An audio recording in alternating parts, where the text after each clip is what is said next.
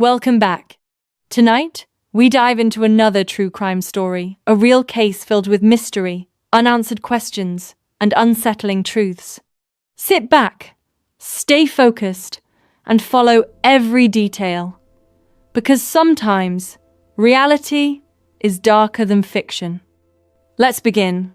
The rain began just after sunset, turning the streets of Cedar Hollow into silver reflections of neon light and passing headlights. It was a small American town where evenings were predictable and quiet, and where people believed they understood their neighbors simply because they had seen them for years. Evelyn Carter had lived there long enough to fade into the background.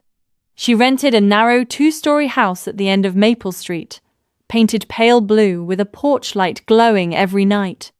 She worked as a receptionist at a dental clinic, greeted patients warmly, and spent weekends tending a small garden behind her home. People described her as calm, dependable, and forgettable, someone who never caused trouble or invited attention. But invisibility, Evelyn knew, was not accidental. It was built over time, habit by habit, until it became natural. Years before Cedar Hollow, her life had unfolded elsewhere under harsher circumstances. Her family owned a modest business, built through years of effort. Stability vanished when a property dispute dragged them into legal chaos they could not survive.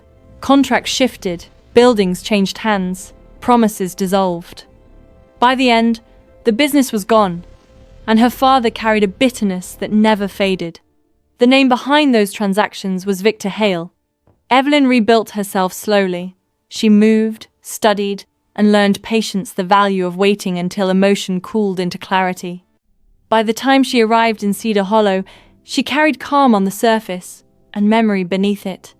When she learned Victor Hale owned developments nearby, she did not react impulsively. She confirmed the information. She observed. She waited. On an autumn evening colored by distant thunder, she drove across town to a newly renovated property listed under Hale's portfolio. The house stood large, windows glowing warmly against the storm. She knocked once. Victor answered, curiosity turning to recognition. Time had changed them both, but not enough to erase the past. "You," he said. "Hello, Victor." He let her in.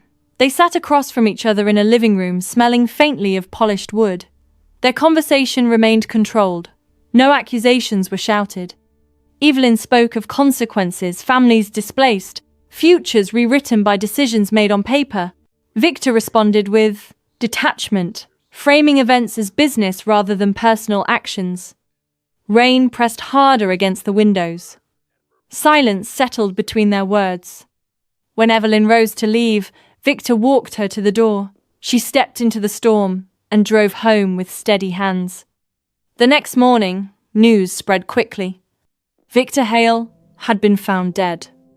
Authorities arrived to questions rather than answers. No forced entry, no signs of struggle, nothing suggesting theft. The stillness inside the house felt deliberate.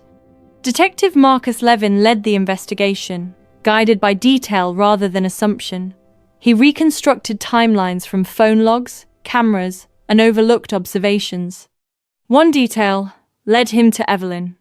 She confirmed visiting Victor and described the meeting as brief and uneventful. Her tone remained steady, her account consistent. Still, Marcus sensed preparation behind her composure. Weeks passed as evidence assembled. Victor's dealings revealed disputes, yet none aligned as closely with timing as Evelyn's presence.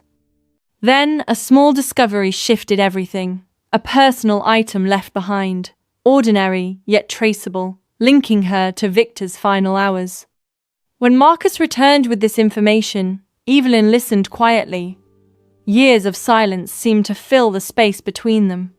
She spoke not to deny, but to explain. Loss without theatrics, injustice without exaggeration, decision without apology. Marcus understood motive did not alter duty. Her arrest stunned Cedar Hollow. Neighbors struggled to reconcile the gardener they knew with the story unfolding on local broadcasts.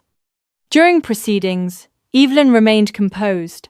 She answered directly and avoided portraying herself as hero or victim. leaving interpretation to others. Judgment was delivered. Life resumed its rhythms, yet conversations lingered about responsibility, consequence, and the thin line between memory and action. On rainy evenings, Marcus sometimes drove past Maple Street. Evelyn's porch light no longer glowed. The house stood empty, holding echoes of a life that had seemed ordinary until examined closely.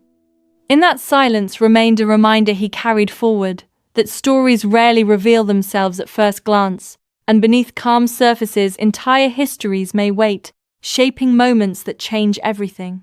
If you've made it this far, then you're truly a special viewer. Leave a comment below. I'd love to get to know you and hear what you think. Your thoughts matter, and it's always amazing to connect with dedicated viewers like you. Don't forget to subscribe for more true crime stories. And stay tuned for the next case.